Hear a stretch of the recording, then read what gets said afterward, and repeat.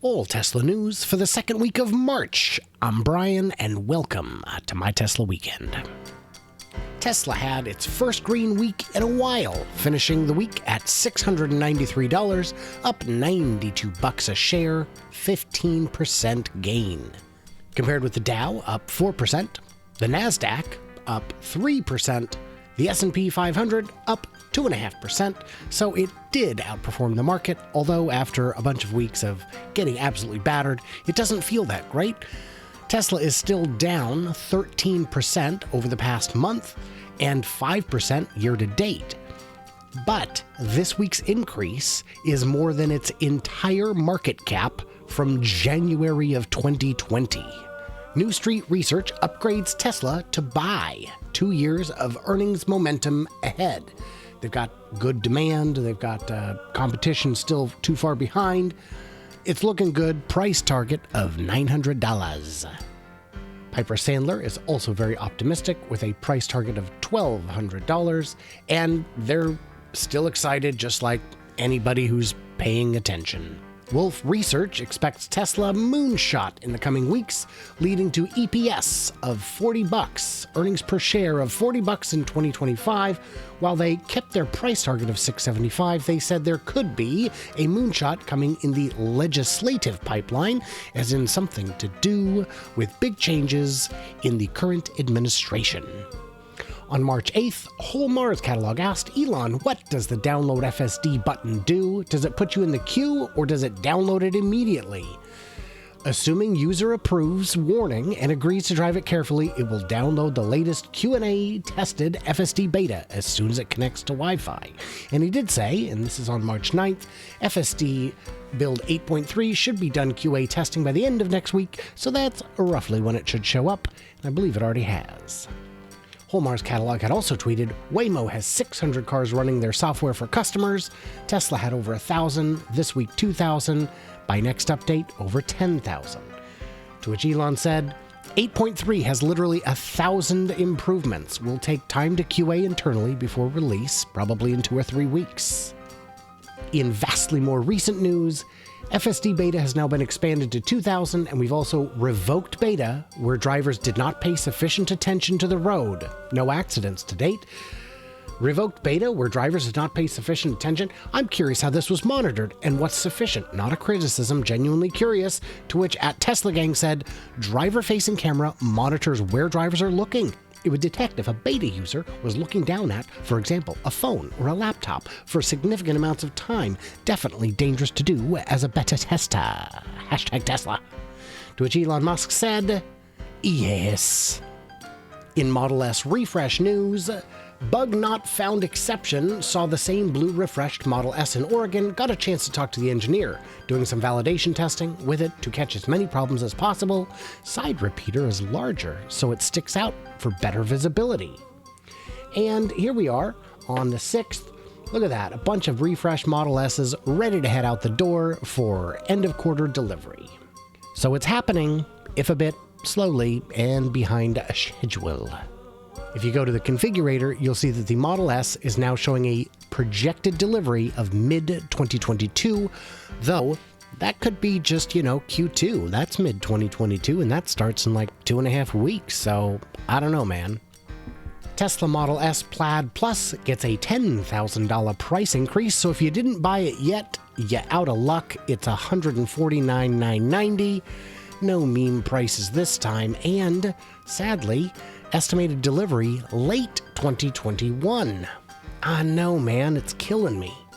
Tesla is standing by Giga Berlin's mid-2021 Model Y launch, despite delays. Now, the delays haven't been bad. There's been some permit delays, but a lot of those have been due to change in scope.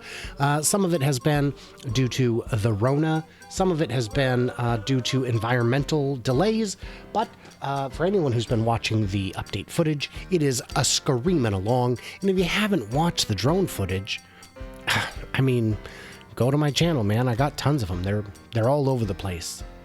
Also in Berlin news, Tesla and local authorities have started discussing the 4680 battery production plant.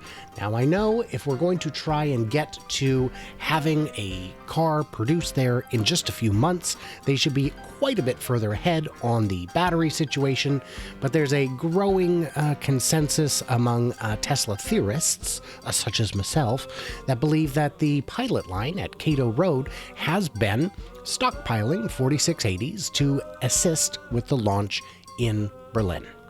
Although I'd be curious to hear what you guys think. Tasmanian is reporting that Tesla batteries could power up to a 1 gigawatt solar project in Portugal. This would be a €1 billion project, and what a cool thing it would be.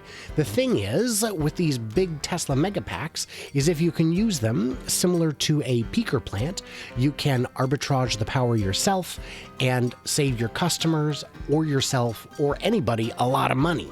You can reduce costs while improving service. It's just a great project. It's the sort of thing you'd want to get into.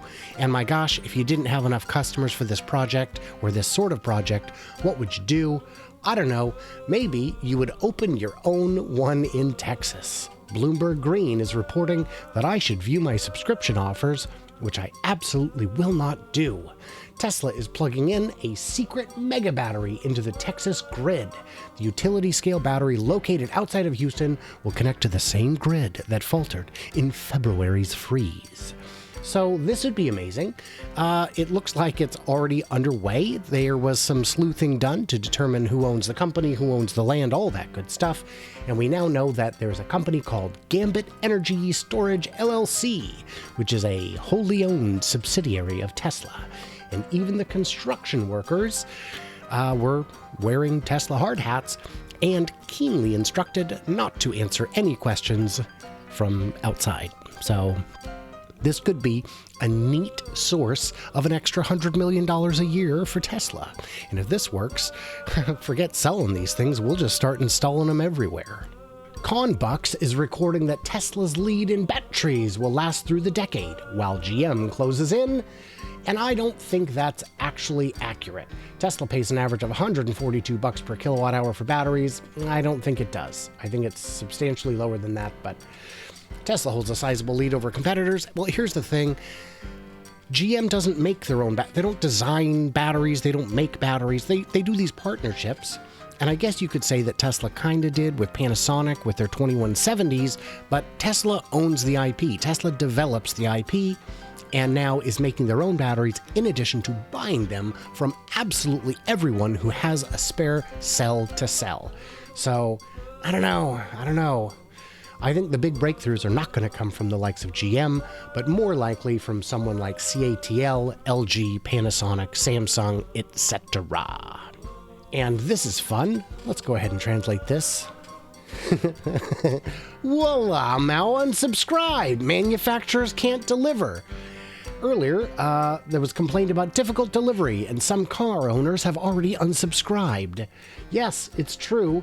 On November 24th last year, Great Wall Euler's fourth new car, the Hamau, was officially launched with a Porsche-like appearance. There are countless Good Cat Circle fans, and it is expected to become a hit. Now, I am not a Good Cat Circle fan, but I would love to become one. The thrust of this article is that you can't get your car, not yet, because there's a shortage of batteries. The LFP batteries are not available because Tesla be snapping them all up. And that's because, who are you going to sell to? The company willing to buy every last cell you could possibly manufacture, or some guy who wants a couple 100,000. So, good news for Tesla, not as much for their competitors. Also in fascinating Chinese news that I clearly have to translate, a consumer satisfaction score looked at complaints by model and found that Tesla had, the Tesla Model 3 that is, had the lowest incidence of complaints for all new cars. The average was 31.9 per 10,000 cars, and Tesla is under that at 0.7 in the lead. Truly fantastic quality control. So, I don't know, the concerns I've seen from a handful of people, still not aware that China can manufacture high quality when they so desire, seem unfounded. Made in China Model 3 Standard Range Plus is now exempt from purchase tax in China. This will lower the price of the car, the actual retail consumer out-the-door cost, by about 9 to 10%. This is going to create a tremendous advantage over alternatives, specifically over those internal combustion engine cars, and doubly so when it comes to imports. Are you going to import a BMW, which has a massive import tax, a massive VAT, and then sales tax, or just buy a Tesla? Month-over-month deliveries in China are looking pretty fascinating, with everybody going down.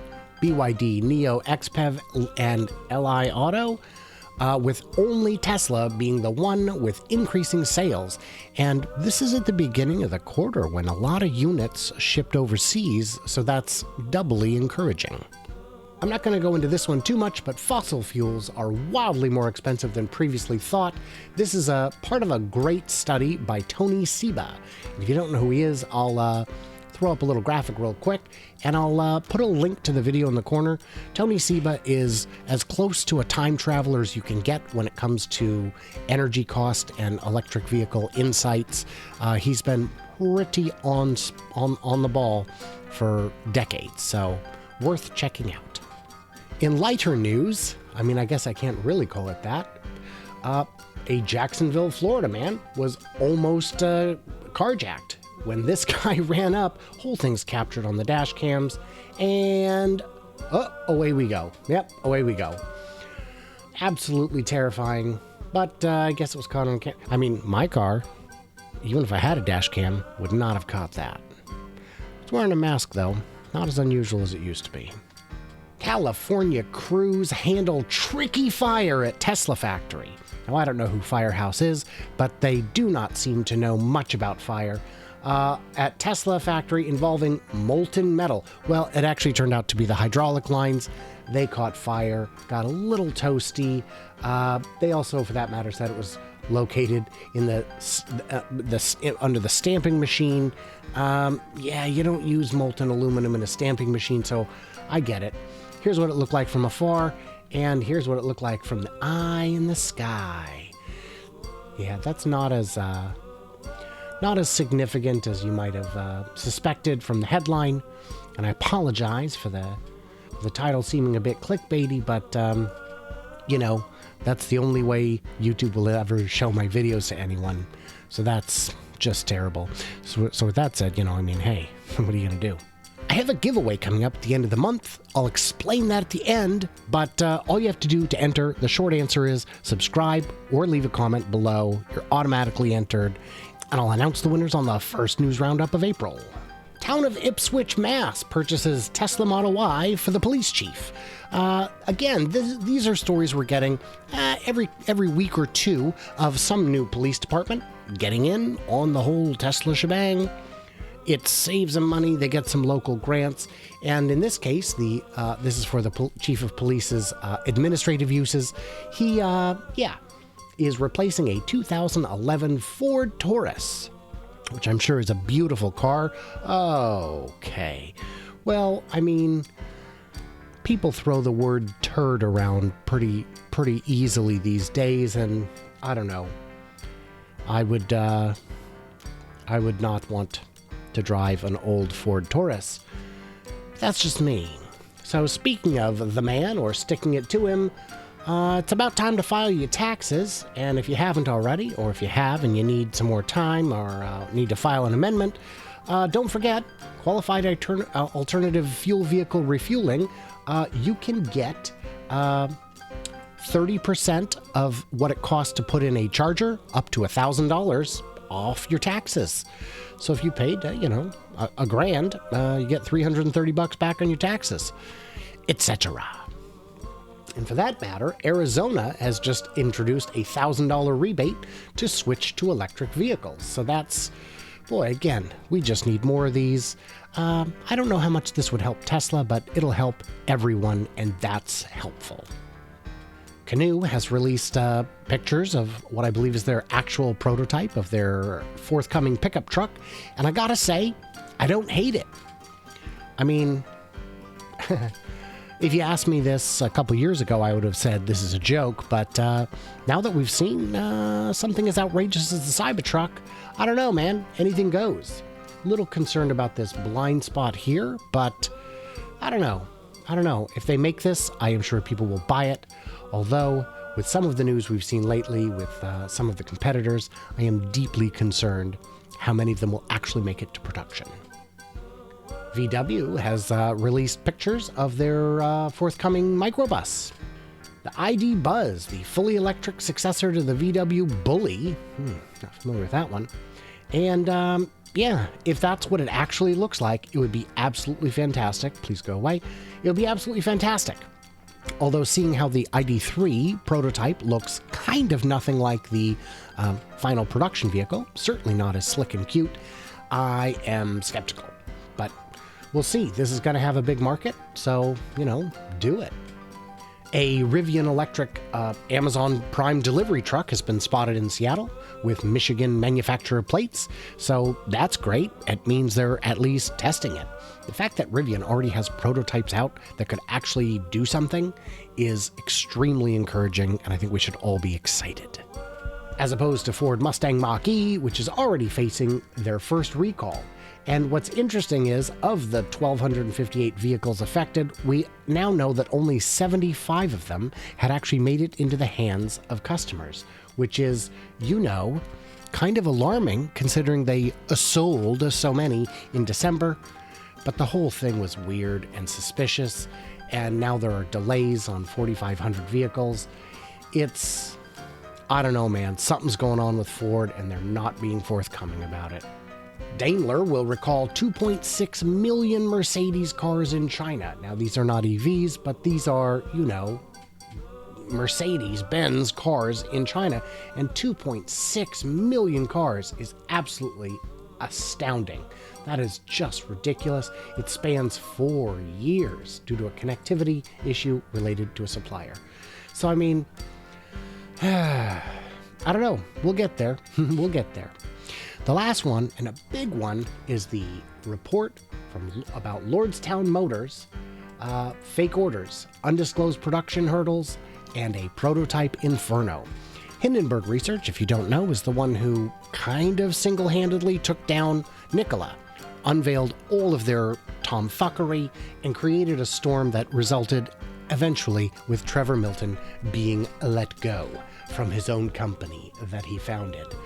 Lordstown is in a similar situation. They've got a book of 100,000 pre-orders, which they use to raise a ton of funds, not at an IPO, but at a SPAC, which is a sneaky backdoor way to hit the public market.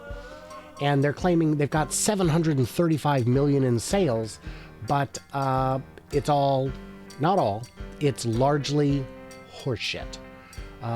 One company rep that committed to buy 40 trucks through Climb to Glory told us, I'm not committed to anything, not to buying a single vehicle. I committed to consider buying vehicles. I'd have a lot of questions before I commit to anything. How about this guy? Another firm supposedly set to buy 500 trucks told us the letters of interest are non-binding. It's like you'd obligate yourself to pre-order or that you would contractually bind yourself to buying this truck. That's not what they are. Yeah, this 1,000 truck order comes from a 2-person startup that operates out of a Regis virtual office with a mailing address at a UPS store. I mean, it was a mere marketing relationship. So Lordstown, I'll put a link to this too because it is a long report. It is this kind of long report. And it's got mad citations. Now, this company is shorting the stock because they've done the research and found that it would be in their best interest to do so. So, yeah. So there is a giveaway coming up at the end of the month. One prize will be given to a Patreon at random, and the other will be given to someone who's a subscriber or commenter on any video during the month. That's all you have to do. Winners will be announced on the first news roundup of April, and all you have to do, leave a comment or subscribe. And I'm still finalizing the prizes, but they'll be announced in the next week or so.